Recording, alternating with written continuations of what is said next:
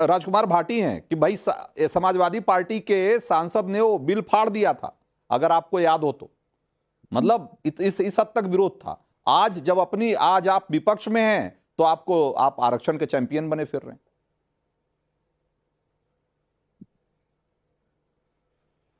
नहीं, आपने जो विश्लेषण किया और अवनिजेश अवस्थी जी भी जो बोल रहे थे उसका लब्बो-लुआब ये है कि भारतीय जनता पार्टी की सरकारें ओबीसी दलित की बहुत हितैषी हैं और उन्हें पूरा सम्मान दे रही हैं, पूरी हिस्सेदारी दे रही हैं और कोटे से भी ज्यादा भर्ती हो रहे हैं। जैसा आपने शिक्षक भर्ती में बताया कि 31,000 भर्ती हो गए उसमें ओबीसी। तो इसका मतलब ये पिछड़े वर्ग और दलित समुदाय बिल्कुल नासमझ है, इन्हें अपने हित समझ में आ नहीं रहे हैं, इसलिए आप आपत्ति उठा रहे हैं। और इनके जो नेता हैं वो भी मूर्ख हैं, उनकी समझ में कुछ आ नहीं रहा। और हाई कोर्ट भी गलत है, जो हाई कोर्ट ने निर्णय दिया है उत्तर प्रदेश में। केंद्रीय पिछड़ा वर्ग आयोग भी गलत है। केंद्रीय पिछड़ा वर्ग आयोग ने पहले रिपोर्ट दी थी कि उत्तर प्रदेश में शिक्षक भर्ती में ओबीसी वर्गों के साथ बेईमानी हुई है, उनके पद छीने गए हैं, उनके साथ धोखाधड़ी की गई है। फिर उसके बाद वो हाई कोर्ट गए, हाई कोर्ट ने कहा कि 6,800 शिक्षकों की भर्ती और ओबीसी वर्ग से की जाए, ये कम हुई है। उसके बाद 2 साल से लड़के लड़कियां लखनऊ की सड़कों पर पुलिस की लाठियां खा रहे हैं, लगातार धरने दे रहे हैं, जेल भेजा गया, पीटा गया है। लेकिन योगी जी की सरकार ने वो हाई कोर्ट का आदेश नहीं माना जिसमें 6,800 की नियुक्ति होनी थी। अब हाई कोर्ट ने वो भर्ती रद्द कर दी। हाई कोर्ट ने कहा कि इसमें आरक्षण नियमों का पालन नहीं हुआ, इसमें सूची गलत बनी है, ये सूची दोबारा बनाई जाए। आप इन सबको गलत ठहरा रहे हैं क्योंकि रणजीत जी को मोदी जी का चेहरा अच्छा लगता है, भारतीय जनता पार्टी अच्छी लगती है, इसलिए खाता ना भाई जो रणजीत जी कहते हैं वो सही। बाकी सारी दुनिया झूठ बोल रही है, गलत आरोप लगा रही है। सच्चाई ये है कि बीजेपी की सरकारों में हर भर्ती में, रंजीत जी बस थोड़ा सा समय और लूंगा, हर भर्ती में ओबीसी एससी के साथ बेईमानी हो रही है। एनएफएस का एक नया सिस्टम लेकर आया गया है, भर्ती होने से रोका जा रहा है। दसियों उदाहरण ऐसे हैं। अभी पीछे संजय गांधी पीजीआई में 2 प्रोफेसर की पोस्ट निकली, एक जनरल कास्ट थी, एक ओबीसी थी।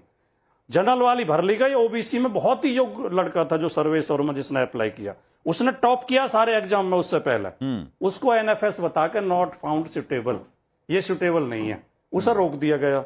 अभी लेटेस्ट जो लेटरल एंट्री का मैटर है, अगर ये बहुत बढ़िया मोदी जी कर रहे थे, सरकार बहुत बढ़िया कर रही थी, तो इस निर्णय को वापस क्यों ले लिया? वापस लिया निर्णय तो इसका मतलब कुछ गलत हो रहा था, कुछ धांधली हो रही थी, कुछ चोर था इनके मन में। तो ये कांग्रेस के शासन का आप जिक्र करें, किसी एक मोंटेक्सी गहलोवालिया या डॉक्टर मनमोहन सिंह या सैम पित्रोदा का नाम लेके उन्हें अलग अलग विभागों के विशेषज्ञ के तौर पे एक आदमी तो बैठाया गया था। यहाँ तो 45 की भर्ती हो रही है एक साथ, 45 सचिव बनाए एक आदमी। यहाँ भी आपने पता नहीं जो लैटरल एंट्री के नाम पे पिछले कुछ सालों में भर्तियां हुई है राजकुमार भाटी जी, उसकी लिस्ट देखनी चाहिए आपको, उसकी लिस्ट देखनी चाहिए। हमने वो लिस्ट देखी है, उसमें एक पद पे एक ही आदमी की भर्ती हुई है। ऐसा नहीं है कि एक पद पे 5 लोग लिए गए हैं और उसमें आरक्षण का नियम नहीं लगाया गया है। भाई वो सिंगल पोजीशन के लिए निकाली गई और सिंगल एक ही आदमी की भर्ती हुई है, और ये यही उसका क्राइटेरिया है। लेकिन वो मैं कह रहा हूं कि अगर उसमें आरक्षण जरूरी है या होना चाहिए तो हो, उसमें कोई सवाल नहीं है। लेकिन ये जो माहौल बनाया जा रहा है कि बाई एंड लार्ज की भाई ये पूरी सरकार जो है वो आरक्षण विरोधी है, आरक्षण खत्म कर देगी। भाई कहां आरक्षण खत्म हो रहा है, यही तो मैं पूछ रहा हूं आपसे। नहीं, हाँ 10 सेकंड और दे मुझे। हाँ। आपके शब्दों में ही जाहिर हो गया कि सरकार आरक्षण विरोधी है। आपने अभी खुद कहा कि अगर आरक्षण जरूरी है तो नियम लागू होना चाहिए। हाँ। सरकार नहीं कर रही थी। हाँ। तो इसका मतलब सरकार आरक्षण विरोधी है। हाँ। जो सरकार अब समझ रही है जिस बात को, हाँ। वो पहले भी तो समझ सकती थी अगर आरक्षण समर्थक होती थी। हाँ। इसका मतलब ये आरक्षण विरोधी सरकार है। अवनिजेश जी आऊंगा जगह जगह ये हमारे पास एक्सपर्ट के तौर पे प्रोफेसर बद्रीनारायण। 10 सेकंड मैं भी ले लूं जरा। हाँ जी 10 सेकंड मैं भी ले लूं। जी हाँ। ये भाटी साहब के पूरे वक्तव्य में तर्क पता क्या था? कोई तथ्य नहीं था। अगर ऐसा नहीं है तो क्या दुनिया बेवकूफ है जो विरोध कर रही है क्या? ये तर्क है इनका।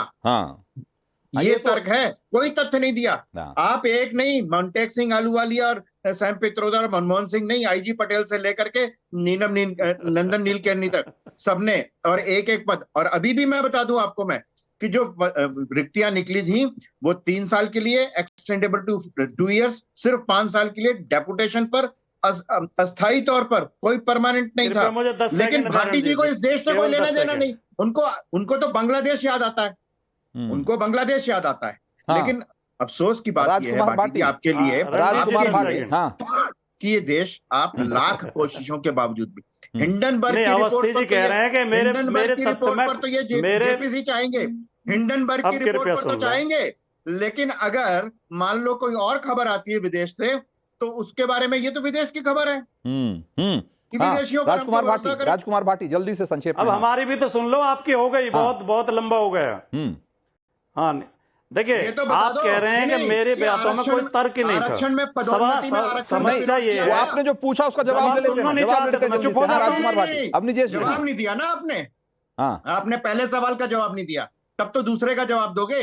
पदोन्नति में आरक्षण का विरोध आपने किया था और जो लोग पदोन्नति पा गए थे वो वापस डिमोट हुए, हाँ या नहीं? बताइए भाटी जी। बोलो रणजीत जी। हाँ बोलिए ना। इस देश में यही तो हो रहा है। अवस्थी जी हम पे सवाल भी उठा रहे हैं, जवाब हमारा सुनना नहीं चाहते। यही तो हो रहा है, हमारी आवाज तो दबाई जा रही है, हमें डरा धमका के चुप तो किया जा रहा है। बोलिए ना महाराज, अपने हक की बात में उठाएं, कह रहे हैं इनकी बात में कोई तर्क नहीं है। जब बोलने की बारी आती है तो आप जवाब देते नहीं है, जवाब देते नहीं है। अब वो सिर्फ माहौल बनाते फिर चिल्ला रहे हो बीच में। मैं बोलता रहा हूं, मैं बोलता रहा हूं। वो कह रहे हैं इनकी बातों में कोई तर्क नहीं है, हमारी बात में 10 तर्क भी हो। अवस्थी जी आपकी समझ में नहीं आएगा, क्योंकि समस्या मैं समझ गया, ये जो आपका माइंडसेट है नहीं, ये आरक्षण विरोधी है, दलित विरोधी है, ओबीसी विरोधी है। पॉइंटेड जवाब देना चाहिए कि आपने पदोन्नति में आरक्षण के मामले पे आपने वो बिल फाड़ा कि नहीं, आपके सांसद ने, आपने विरोध किया कि नहीं, आप जो प्रमोट हो गए थे उनको डिमोट किया कि नहीं? आप इसका जवाब ही नहीं दे रहे, जवाब ही नहीं दे रहे आप। मैं बद्री नारायण के पास जाता हूं। पदोन्नति में आरक्षण, प्रोफेसर बद्री नारायण, प्रोफेसर बद्री नारायण, मैं उनसे पूछता हूं कि भाई अगर लैटरल एंट्री का मामला हो चाहे आरक्षण का मामला हो, क्या आपको लगता है कि बीजेपी और कांग्रेस की नीतियों में कोई फर्क है?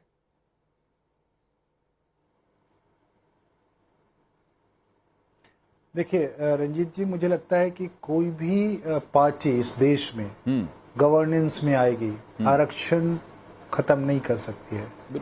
आरक्षण को लेकर के एक ही पॉलिसी अप्रोच सभी का होगा, क्योंकि आरक्षण एक बड़े उससे जुड़ गया है, इमोशनल और जो इमोशन फॉर डेवलपमेंट के उससे भी जुड़ गया है, कम्युनिटी डेवलपमेंट। लेकिन आरक्षण का जो इक्वल डिस्ट्रीब्यूशन हर सरकार का कंसर्न होना चाहिए, जिसमें जब पॉलिटिक्स आ जाती है तो वो कंसर्न छूटने लगता है। जैसे अभी जो सुप्रीम कोर्ट का डिसीजन आया सब क्लासिफिकेशन पर, आपने खुद ही बताया कि कांग्रेस ने कैसे उस पर टर्न लिया, और उस पर मुझे लगता है कि सभी को उस पर भी सहमत होना चाहिए जैसे वो आरक्षण पे सहमत है, लेकिन उसके खिलाफ एक पॉलिटिक्स शुरू हो गई। अच्छा, उन कम्युनिटी के लोग अभी इतने पावरफुल नहीं हुए हैं, मीडिया में, पॉलिटिक्स में नेता नहीं है उनके पास कि वो उसको लीड कर सके। जैसे वाल्मीकि ने लीड किया इस लड़ाई को पंजाब में, माडिगा ने लीड किया इस लड़ाई को आंध्र प्रदेश में सब क्लासिफिकेशन की लड़ाई को, मातंग ने महाराष्ट्र में, लेकिन उनके ना लीडर्स कुछ कहीं दिखाई पड़ते हैं, ना उनके मीडिया में कोई डिबेट में बोलने आता है, और वो सारा डिस्कोर्स एंटी रिजर्वेशन के अराउंड खड़ा हो जाता है। हाँ। और मायावती ने एक लीड किया और उसमें क्रीमी लेयर, और उन्होंने जो जाटो बेस है उनका, उसकी पॉलिटिक्स उनकी जरूरत है, तो अब वो पूरा एक एंटी सब क्लासिफिकेशन भी ये लड़ाई जा रही है। तो मुझे लगता है